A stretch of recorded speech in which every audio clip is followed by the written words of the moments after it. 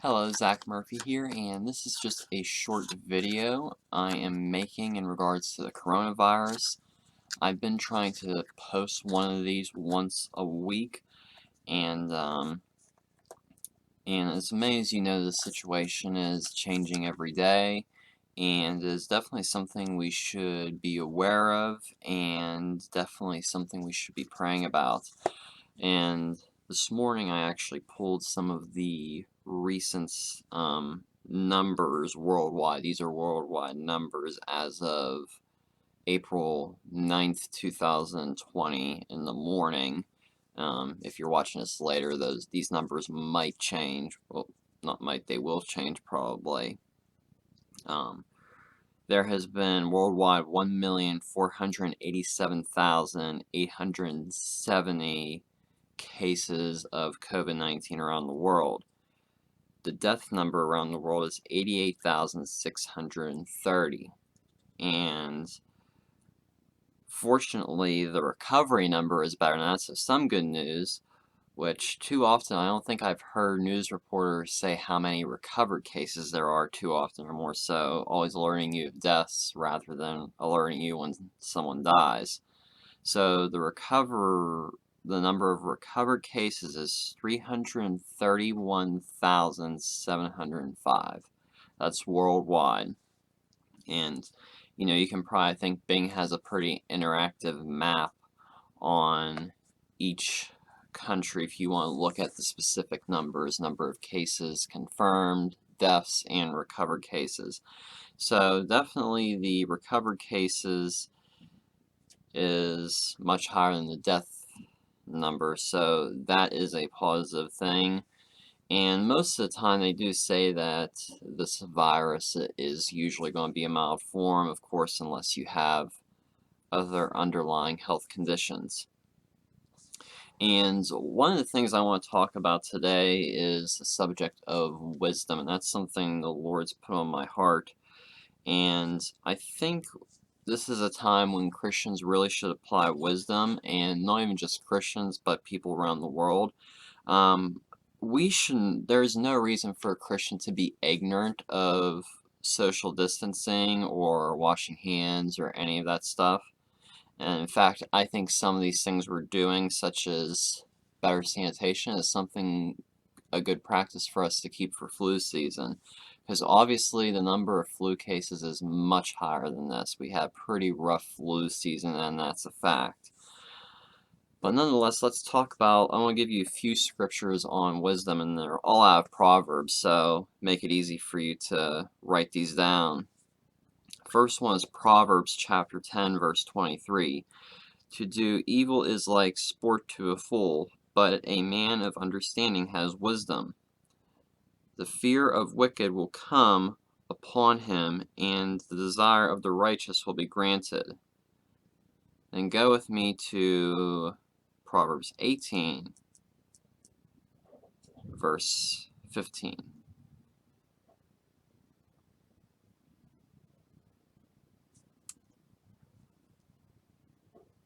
Which says, the heart of the prudent acquires knowledge, and the ear of the wise seeks knowledge.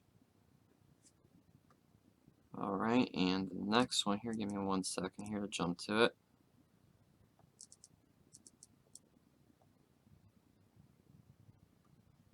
Is Proverbs 19, verse 20.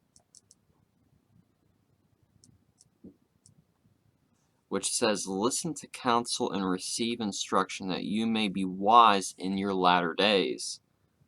There are many plans in a man's heart, nevertheless the Lord's counsel that will stand.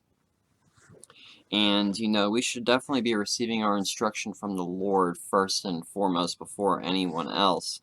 And we must also listen to instruction and guidance from, people that are mentors and people that are above us. Also, we must give them respect, of course, unless they're doing something that is wicked, and that is different. And, this is definitely a time to apply wisdom, according to what the Bible says, to seek God for wisdom on how you should handle this situation individually. And Also, I want to say, and I've said this in my previous videos that I've made on this coronavirus, this is something that the Lord permitted to take place. And we must really, really assess what the reason is behind that. And first and foremost, most of us are spending a lot more time at home. Many of us are unable to go to church, and I'm not going to condone churches that are having service still or not having service. But we really need to assess what the Lord is doing through this and the purpose behind that. So since most of us are spending more time home than the usual, obviously, I think we should be spending more time in the prayer closet. Let's, as America, and even if you're listening from another country, let's not just be Christians that are spending more time home. Let's be Christians that are spending more time in the prayer closet. And not only just praying for this pandemic, for the cases to dwindle down, but also pray for our leaders. Pray for our president of the United States, pray for our vice president, all the frontline medical workers, Speaker of the House, all of our leaders. We definitely need to lift them up in prayer that they seek godly wisdom on how to handle this situation. And that is just something that is so important. But another thing I think we're going to see with this, and many people say this, through tough times you will see the character of people revealed. You will see their true colors revealed. And I think that's something we're going to see in the church. And I want us to go to 1 Thessalonians chapter 5 and verse 21.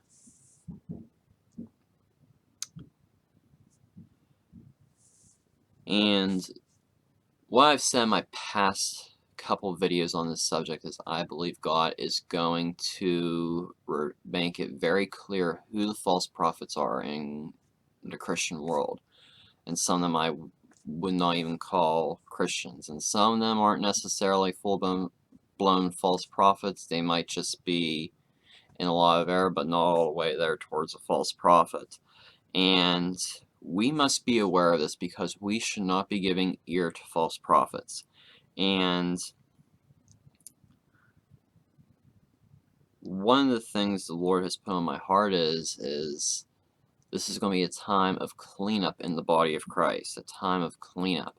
And I think it's been long and overdue. We've had too long of the prosperity gospel going on, and a lot of garbage, and lack of focus, lack of sovereignty towards God, people making a mockery out of things, just a lot of carnality in the church.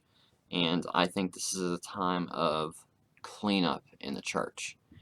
And let's look at 1 Thessalonians chapter 5 and verse 21. Test all things, hold fast to what is good, abstain from every form of evil. Okay? Now let's go to the Gospel of Matthew, chapter 7, and verses 15 to 20. And it says, beware of false prophets who come to you in sheep's clothing, but inwardly they are ravenous wolves. You will know them by their fruits. Do men gather grapes from thorn bushes or figs from thistles? Even so, every good tree bears good fruit, but a bad tree bears bad fruit. A good tree cannot bear bad fruit, nor can a bad tree bear good fruit. Every tree that does not have good fruit is cut down and thrown into the fire. Therefore, by their fruits you will know them. So everyone, we're going to be able to tell if they're walking the walk by their fruits or not. And that comes along with people you see in the pulpits. I've seen, one of the things I've seen that appalls me is many churches are saying they're not having service and they're going online. Nothing wrong with that. Nothing wrong with that at all. No condemnation there. What I have a problem with is I've seen several posts from churches that say we're going online, And the next line, please stay faithful to your giving. And right there, I think that should draw a red flag to us. Yes, our trust should be in the Lord for all of our finances. However, there are many people laid off during this. Many people's jobs got furloughed, and many people are facing some tough financial situations right now during this situation. And that is not a time to say, still make sure you put your offering in. If you are unable to give your offering to your church, make wise decisions. Seek the Lord on how you should be giving if you are in a financial hole right now because of what's going on. And I think right there, when you see posts like that, I would say be very questionable of that. If not, leave that church. And I think people need to realize that we do have a need for our families, for people that have families that they take care of. There are needs for a family, biblical needs. I'm not talking about luxury items and luxury material things. I'm talking about basic needs. Make sure your basic needs are met and everything. And then seek the Lord on how you should give if you're in a financial situation right now. And some people may not even be affected by this financially because they might be considered an essential worker. So everybody's in a different situation. All I'm saying, be very leery of that, because we are seeing some things come out of different ministries and even people individually that were like, wow. So I think this is a time of revealing here. And that is just one of the things that really stuck out to me, because I saw it several times all over social media and just all over the place. Different things I saw coming up, and I looked into them like, wow, I can't believe that they have the nerve to do that. And don't get me wrong, God is our ultimate source of everything if we fully trust in Him. But there is a fine line, of course, with everything, and we definitely should be wise with our finances during this time if we're facing some challenges. We should seek God always on our finances and how to manage our finances and be good stewards of our finances. So for whatever reason you can't give, do not be condemned. Do not be condemned. Just make sure you're seeking the Lord on how to handle your finances during this time especially. And it'll be a good practice to do that always. Make sure you're seeking God on how to handle your finances. Because we are called to be good stewards of our finances. So just a word of caution out there. And I just think that we should be, a few things I want to point out that we should be praying about in our prayer closet during this time is, of course, for the number of cases to dwindle down, and also for our government leaders, all of them, for wisdom, for our healthcare workers, frontline healthcare workers, and I would also say pray for the people impacted by this financially and people dealing with this virus or loved ones dealing with it, and also pray for the schools, because a lot of kids are non-school and some kids absolutely cannot handle independent learning from like being cyber schooled, and that is a struggle that we're seeing in the education system with children. So please be praying for the children that are going through this, and also for the teachers that they are given wisdom also how to deal with this, because this is a big change for a lot of people. So that's what the Lord's put on my heart for this, and I hope you enjoyed this teaching. Be sure to like this video, share it, and subscribe. Thank you for watching, and God bless you.